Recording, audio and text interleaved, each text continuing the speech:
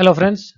Now as you know the three major steps in the formation of urine that include the glomerular filtration, tubular reabsorption and the tubular secretion. So of which I hope you are now clear about the first step, that is the glomerular filtration, which is the filtration of a plasma from the glomerular capillary through the glomerular membrane into the nephron. Now, as this filtrate will pass through the various part of the nephron, most of them will be reabsorbed back into the blood and certain substances are secreted into the tubular lumen.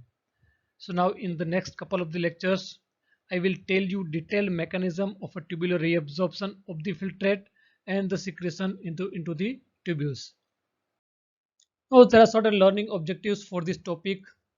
That means at the end of this topic, you should know the various aspects that include the importance of the tubular functions in the urine formation and basic transport mechanism across the tubular cells and transport mechanism of the various solutes and the water in the different part of the renal tubules and transport maximum and the renal threshold and a renal splay, mechanism of a regulation of the ions and the water from the tubules, and the importance of a tubulo-glomerular feedback mechanism and the glomerulotubular balance.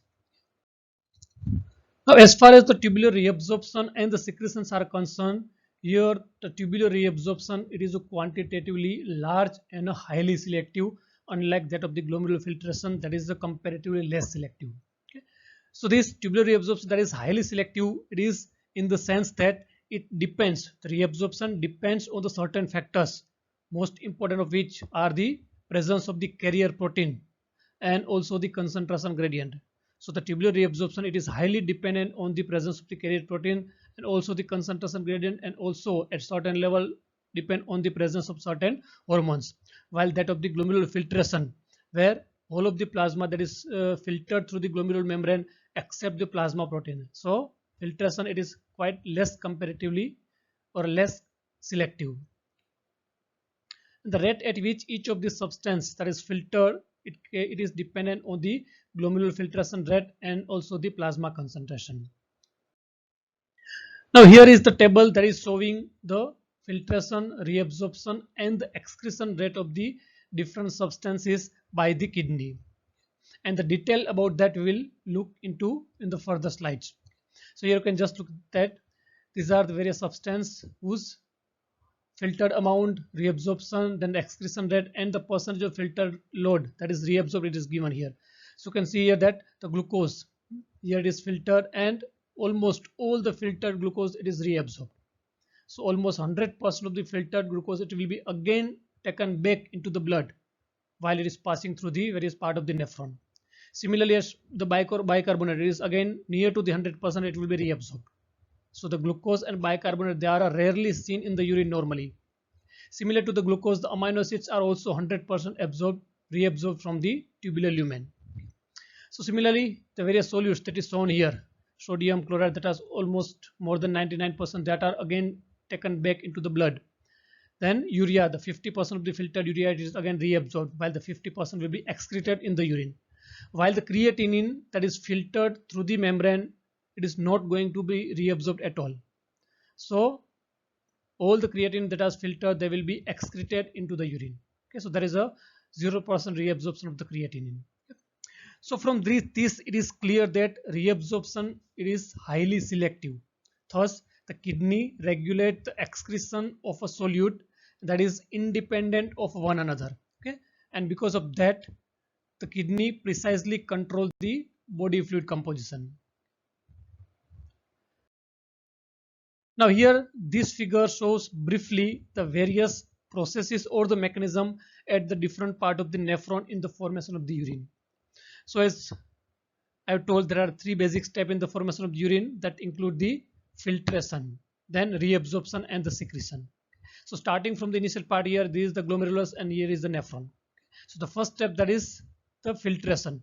So this green arrow shows the filtration of the plasma from the glomerular capillary into the Bowman space of the nephron. So that is the first step. Then comes the reabsorption, the secretion in the further part of the nephron. So here is the proximal convoluted tubules where both the reabsorption as well as the secretion are seen.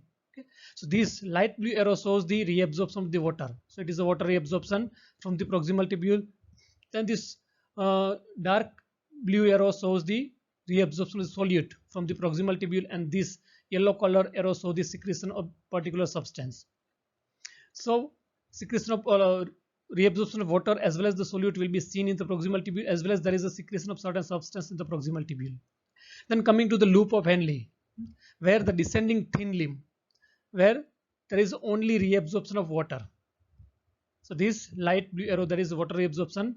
So this portion descending thin limb of the loop of Henle, it is virtually impermeable to the solutes. So solutes are not reabsorbed from this part. Only the water will be reabsorbed from this region. Then coming to the ascending part of the loop of Henle, where this arrow shows the solute reabsorption. So unlike the descending limb, the ascending limb of the loop of Henle, it is virtually impermeable to the water, especially the thick limb. So thick limb of this ascending part of this loop of Henle, it is permeable only to the solute. Then coming to the distal convoluted tubules, where the initial part it is again impermeable to the water but permeable to the solute. While in the distal part of this distal convoluted tubules, there is also secretion, and in addition there is also reabsorption of the water. Okay. So distal part of the distal convoluted tubule is permeable to the water, but initial part of the DCT, it is virtually impermeable to water. And similarly coming to the cortical, this collecting duct, cortical collecting duct and the medullary collecting duct, where there is a reabsorption of the water and also the solute with the secretion of the certain substance. But the difference in the reabsorption of water in these proximal tubules and the descending limb with that of in the distal part of the DCT and the collecting duct is that here in the distal part of the DCT and the collecting duct, the water reabsorption, you can see here this arrow is bounded by a broken line and it is showing a variable rate. So here the water reabsorption from this DCT and the collecting duct, it will depend on the presence of a hormone that is known as ADH. Okay. While here this reabsorption of water in this region, it is independent of that hormone. So here the water reabsorption will be obligatory, while here the water reabsorption, it is a facultative. That means it is dependent on the presence of the hormone. It may decrease or it may increase. So clear. So this was briefly about the various processes in the different part of the nephrons. Okay. Then coming to the tubular reabsorption. So the reabsorption literally means the absorbing the substance back from the tubular lumen into the blood. So whatever the filter that is passing through the various part of the tubules, that will be again taken back into the blood, and it occurs as the filtered flow through the tubular lumen. And this tubular reabsorption basically it is results because of the various transport mechanism that include the active transport mechanism, passive transport mechanism that include the diffusion and also the osmosis. And now I think you are aware about the various transport mechanism across the cell membrane that you have learned in the general physiology, and that include the three basic mechanism: active transport, passive transport mechanism and the osmosis. Now all these mechanisms that are also operated in the various part of the nephron in the reabsorption and the secretion of various substance. So that we will discuss. Okay. Now this figure shows the various pathway of the tubular reabsorption, or the various mechanisms that are operating in the nephron for the reabsorption or the secretion. So briefly it is narrated here. So this reabsorption from the tubular lumen into the blood, it is basically a two-step mechanism. So let us see here, this figure shows this is a tubular lumen. Let us assume that there is a tubular lumen, and here are the epithelial cell of that particular tubule, and here is the interstitium, interstitial space, and here is the peritubular capillary. So the reabsorption of the solute or a filtrate that is passing through the lumen, it will occur from this region, from the tubular lumen, and finally they will transport it into the blood, peritubular capillary. So it is a two-step mechanism. The first step is the transport of the substance or the solution or the water from this tubular lumen to the interstitium, interstitial space. And then second step is the transport of the substance from the interstitium into the blood. So these are the two major steps. Okay. Now the first step, transport of the substance from the tubular lumen to the interstitial space, it includes the three mechanisms, that is active transport mechanism, passive transport mechanism, and the osmosis. And this again occur through the two pathways, paracellular pathway and the transcellular pathway. Okay. While the transport of the fluid from the interstitium into the blood, it includes the bulk flow, that is a type of the ultrafiltration, which will be depend on the presence of the Starling force across this capillary endothelial cells. The Starling force that include the hydrostatic pressure and the oncotic pressure that is present into the blood and at the interstitium. So flow from this interstitium to the blood, it is a type of the ultrafiltration. So here in the first step, as I have told, the transport of the substance from the tubular lumen into the interstitium, it is via three mechanisms that include active, passive, and the osmosis that we will discuss with the respective solute and the water. So the two pathway for the transport, one is the paracellular pathway.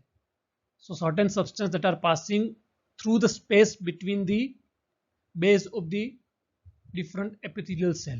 So this is the tubular epithelial cells.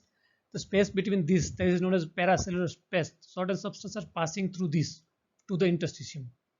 That is the paracellular pathway, and the major pathway for this transport by this mechanism, it is the transcellular path, where the most of the substance from the tubular lumen that are initially transported from the lumen into the cell, and from the cell there will be transport of the substance into the interstitium via these various mechanisms.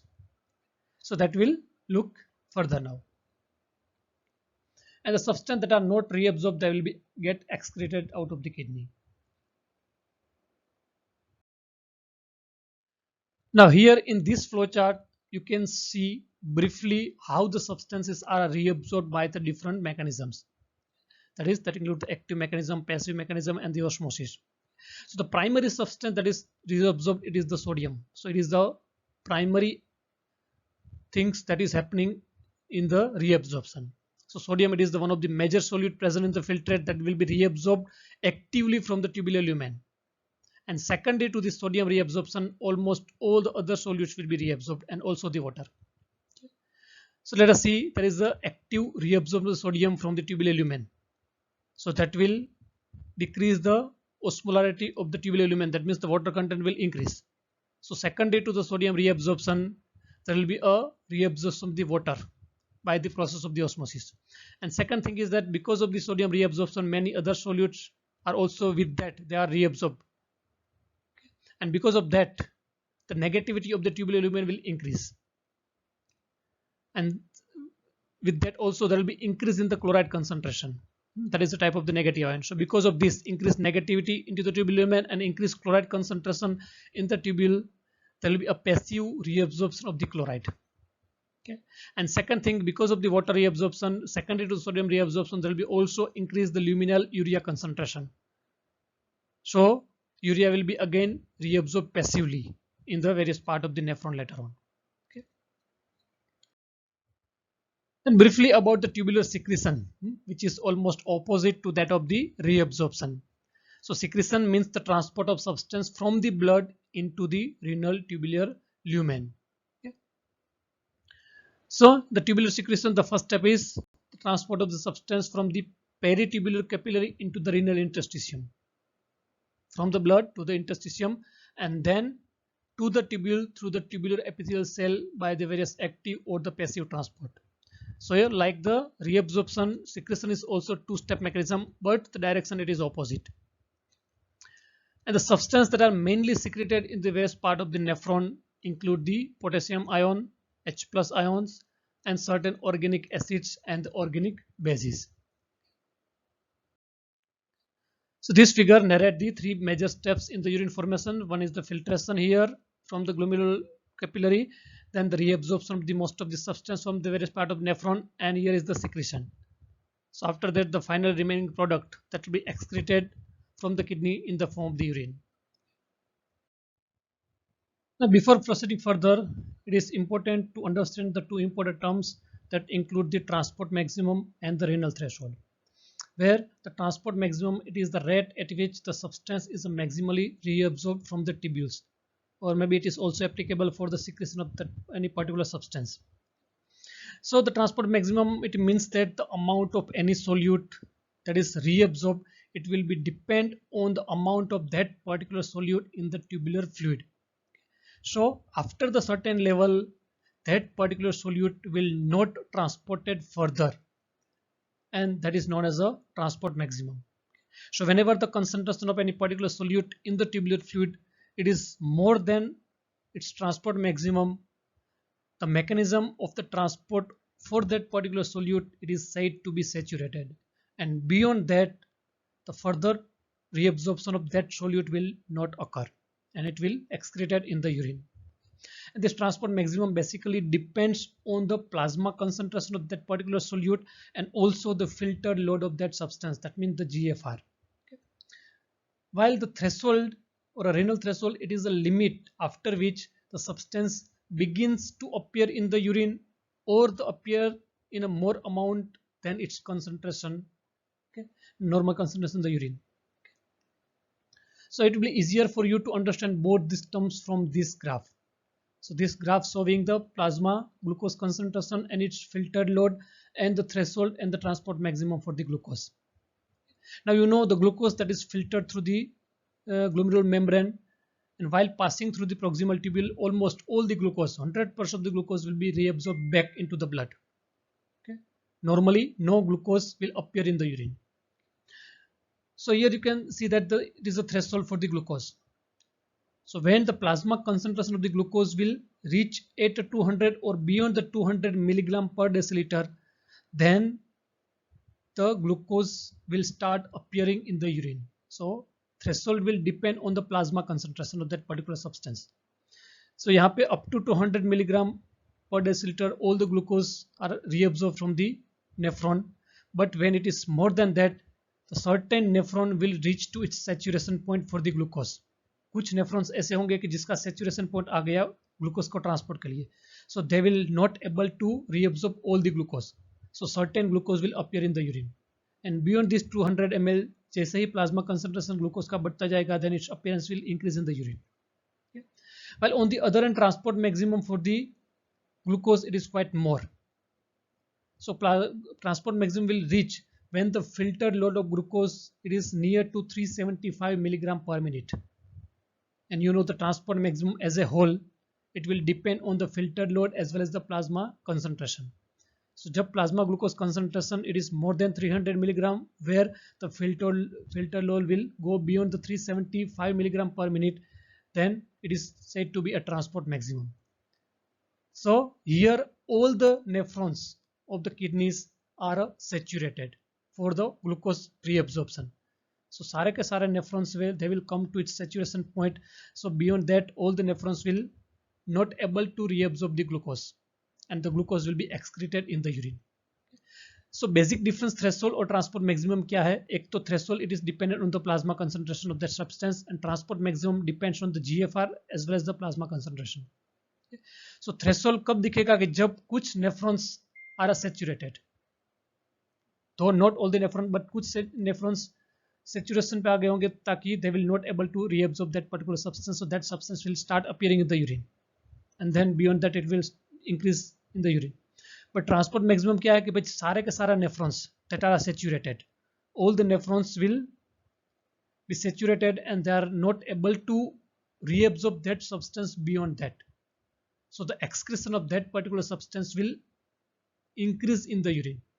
So beyond this filter load, मान कोई glucose की बात करें तो beyond 375 milligram पर minute का filter load से जब भी फिल्टर लोड बढ़ेगा, then beyond that all the glucose will increase in the urine, they will be excreted in the urine. Okay. So you are clear about these two important terms, threshold where the certain nephrons are getting saturated, so the substance will not reabsorb completely, and the transport maximum where all the nephrons are being saturated. So all the nephrons are not able to reabsorb that particular substance beyond that limit, and they will excrete it in the urine. So renal handling of the substance, that means the behavior of the nephrons to the various substances while they are passing through the nephron. So here the first figure shows the substances that are filtered here into the tubular lumen. and they are passing as it is. So there is a no reabsorption or a no secretion. So that means the filtration of the substance, it will be equal to its excretion in the urine. So the example of this type of the substance is the inulin. Inulin is filtered through the membrane, but it is not going to be reabsorbed or secreted. So it will pass as it is in the urine. And second figure shows the substance that are filtered and then they are reabsorbed also, and some substance will not be reabsorbed, they will pass in the urine. So there is a partial reabsorption. So the important example of these type of substance are the sodium, potassium, urea that are reabsorbed partially from the tubules. So here the excretion of that substance or a renal clearance of that substance will be quite less than that of the GFR. Then the certain substances that are filtered, but then after filtration all the solutes or substances are reabsorbed at a certain part of the nephron. Okay, total reabsorption. So there will be a zero renal clearance of that substance. So examples are glucose, amino acids, bicarbonate. Then here this figure shows the substance that are filtered but not reabsorbed at all. But in addition to that, there is a secretion of that particular substance also. So यहाँ पे filtration होगा लेकिन reabsorption कुछ भी नहीं होगा और साथ में secretion भी होगा. So here the renal clearance will be more than the filtration. So the important example of this type of substance are a para amino hippuric acid and the in vivo substance like the creatinine. Okay. Then this figure shows where the filtered substance are partially reabsorbed and also with that there is a secretion. So substances that are reabsorbed as well as the secreted. So these examples include the potassium, uric acid like that. Okay. And then this final figure shows the substance that are only secreted. There is a no filtration of that substance, the no reabsorption of that substance, only that are secreted in the tubular lumen. That include the hydrogen ion and certain organic acids. So this in brief about the renal handling of the substance. Now coming to the reabsorption and the secretion of a different substance along the different part of the nephron. That means how the different segment will behave to the various substance that include the various solutes as well as the water. So first we'll see the transport of the various substance across the proximal tubules. So first we'll see the reabsorption from the proximal tubules. So the proximal tubule reabsorbs approximately 65% with an average of a 60 to 70% of the filtered water, sodium, chloride, potassium and certain other solutes, and almost all the glucose and the amino acids that are filtered by the glomerulus. So this much of the water and the solutes, while all the glucose and amino acids are going to be reabsorbed from the proximal tubule itself. And the reabsorption in the proximal tubule is basically obligatory reabsorption. So it is irrespective of the filtered lot of that particular substance, and it is also independent on the presence or absence of any hormone. So it has to be occur irrespective of the filtered load. Okay. So even though the length of the proximal tubule it is a 1/3 of the total length of the nephron, but the proximal tubule reabsorbs almost 2/3 of the filtered substance. That is a 65%. And this high capacity of the reabsorption in the proximal tubule, it is because of its special cellular characteristic. And the special characteristic of the proximal tubule cells that you can see here in this figure. Okay. So this is the renal epithelial cell of the proximal tubules. Okay. So you can see here the important unique feature of the proximal tubular cell. The one important feature is that this is a apical membrane. Here is the tubular lumen, here is the basolateral part. So this is a apical membrane or a luminal membrane. So you can see here it is showing the brush border because of the presence of the large number of the microvilli. So because of the presence of this brush border or microvilli, the surface area of the proximal tubule cell will increase.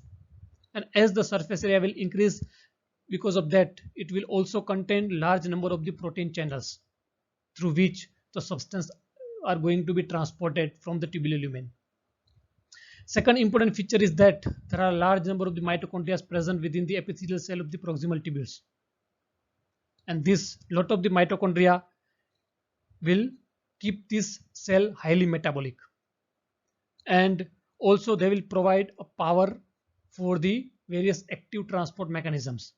So because of these two important characteristic feature, maximum filtered are reabsorbed from the proximal tubule.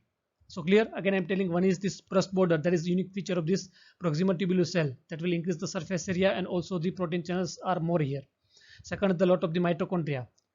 They will also keep these cells highly metabolic, and also they will provide continuous power for various active transport mechanisms. Okay.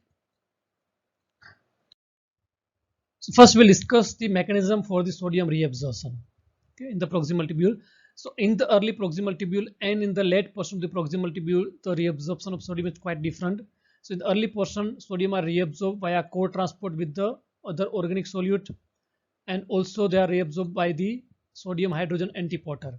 While in the late proximal tubules, the sodium are reabsorbed by the chloride driven sodium transport mechanism. So in the early proximal tubule, you will be very clear from this figure how the sodiums are reabsorbed. Let us say this is a tubular lumen where the filtrate is present, including the sodium and other solution water. And here are the epithelial cell of the proximal tubule, and here is the interstitial fluid from which the substance will be transported in the peritubular capillary. So from the tubular lumen, sodium, it is transported first in the cell and then from the cell into the interstitium. So it is again two-step mechanism. The primary step for the sodium reabsorption, it is seen across this basolateral membrane, where you can see the sodium ATPase potassium ATPase pump. So because of this active sodium potassium ATPase pump, sodium are driven out of the cell. So the concentration of sodium will decrease here. So because of that, the concentration gradient for the sodium will be from the tubular lumen towards the cell. So once this concentration gradient is created because of the sodium potassium ATPase pump, there will be a operation of the secondary active transport mechanism. So where the sodium will bind to its carrier protein, and with that another substance will also bind, that may include the glucose or the amino acid, or it may be phosphate, and with that the sodium will be reabsorbed into the cell. So this is a type of the secondary active transport mechanism. And here it is also, this channel is also called as a sodium dependent glucose transport. So the glucose are also transported with the sodium. So transport or absorption of glucose, it will be dependent on the sodium, and similarly for the amino acid, the transport will be dependent on the sodium. And this channel will work only when the sodium and any other substance will bind with that. Maybe it is glucose or amino acid or phosphate. Okay. So this is a core transport mechanism, and this is a type of the secondary active transport mechanism. So with this, sodium will be transported here, and from the cell it will be transported via the sodium potassium ATPase pump into the interstitium. So this is the core transport, and second is the counter transport for the sodium. So that is again the primary step is sodium potassium ATPase pump at the basolateral membrane, that will decrease the sodium concentration within the cell. So then comes the action of this counter transport channel, that is again the secondary active transport mechanism, that is known as a NHE, sodium hydrogen exchanger, or a sodium hydrogen antiporter, where the sodium will be transported from the lumen into the cell. In exchange with that, the hydrogen will leave the cell. They will be secreted here. So this figure shows the reabsorption of the sodium, as well as the reabsorption of glucose and the amino acid with the sodium, and also the secretion of the hydrogen in exchange with the reabsorption of the sodium. So I think you are clear about the sodium reabsorption here. And the glucose and the amino acid that are reabsorbed from the lumen into the cell, and from the cell the glucose will be transported into the interstitium via the GLUT transporter. That is a type of the facilitated diffusion. Similarly, the amino acid will be also transported into the interstitium via facilitated diffusion or a passive transport mechanism. Then the reabsorption of sodium in the late proximal tubule. Now, as you know, the sodium maximum will be reabsorbed in the early portion. So as the early portion are reabsorbing almost all the sodium, maximum of the sodium, and also the water and the various other solutes, the chloride concentration will increase as the filtrate will reach in the late proximal tubule. So because of the increased negativity, with chloride will be transported from the tubular lumen into the interstitium. So with the chloride, the sodium will be also transported from this tubular lumen into this interstitium. So this transport of sodium, it is known as a chloride driven, because the chloride will be transported, so it will decrease the negativity and it will increase the positivity. So secondary to chloride, the sodium will be also transported through the paracellular pathway into the interstitium. And there is also a counter transport will seen for the transport of sodium in the late proximal tubule, that include the sodium hydrogen antiporter here also. And also there is another transport mechanism that is known as the chloride anion exchanger. So in this way, sodium as well as the chloride that are transported here in the late proximal tubule. So again, maximum sodium are transported or reabsorbed in the early portion of the proximal tubule. Only little of the sodium will be transported here in the late proximal tubule. But most of the chloride that will be reabsorbed, it will be from the late proximal tubule via the paracellular and the intercellular pathway. Then briefly about the water reabsorption. So approximately 67% of the filtered water is absorbed in the proximal tubule by the process of the osmosis. That is in response to the transtubular osmotic gradient established by the solute reabsorption. So as I have told, initially the sodium will be reabsorbed, and secondary to that many other solutes will be also reabsorbed. So because of that, once the solutes are reabsorbed from the tubular lumen into the interstitium, the osmolality of the tubular lumen will decrease, while the osmolality of the interstitium will increase. So because of the creation of this osmotic gradient, the water will passively flow by the process of the osmosis from the tubular lumen into the interstitium. Okay, so here it is the osmosis of water secondary to the reabsorption of the various solutes. And this water reabsorption in the proximal tubule, it is again obligatory. That means this much of the water is going to be reabsorbed irrespective of the filtered lot of the water. Then briefly about the secretion in the proximal tubule. So now the proximal tubule, it is also an important site for the secretion of certain organic acids and the bases, and that include the bile salt, oxalate, urate, and certain catecholamines. These are basically the end product of the metabolism, and that must be removed. So in this figure you can see the certain organic cations that are end product of the metabolism, that are initially transported into the cell via the facilitated diffusion because of the concentration gradient, and from the cell they will be secreted into the tubular fluid or a tubular lumen in exchange with the hydrogen ions, and that hydrogen ion will be again secreted back via the sodium hydrogen exchanger pump. And then another important substance that is secreted is the PAH, para-aminohippuric acid. And this para-aminohippuric acid, basically it is a derivative of the hippuric acid that is normally injected in a person as a diagnostic purpose. So hippuric acid is basically, it is a agent for the used for the measurement of the renal blood flow. Okay. So that para-aminohippuric acid, it will be secreted here in the tubular fluid and excreted in the kidney. Okay. So this is by this process that you can see here. Initially the para-aminohippuric acid will be transported into the cell via the secondary active transport mechanism across this basolateral membrane in exchange with the alpha ketoglutarate. And from the cell, this para-aminohippuric acid will be excreted into the tubular lumen via the facilitated diffusion and also via the counter transport that include the para-aminohippuric acid anion exchanger pump. Okay.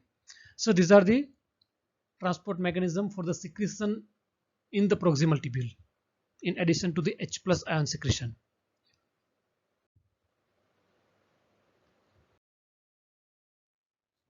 So this figure shows briefly the narration of the reabsorption and secretion of the various substance from the proximal tubule. So even though the length of this proximal tubule is 1/3 of the total length of this nephron, almost 2/3 or 65% of the substance or filtrate, it is reabsorbed from the proximal tubule because of its special characteristic cells. So that reabsorption include the sodium, chloride, SiO3, potassium, glucose, amino acid, and also the water. Okay. And certain substances like H+ ion, organic acids, and bases that are secreted in the proximal tubule. So this is all about the transport across the proximal tubule, and in the next session we will look into the transport of various substances in the other part of the nephron. Thank you.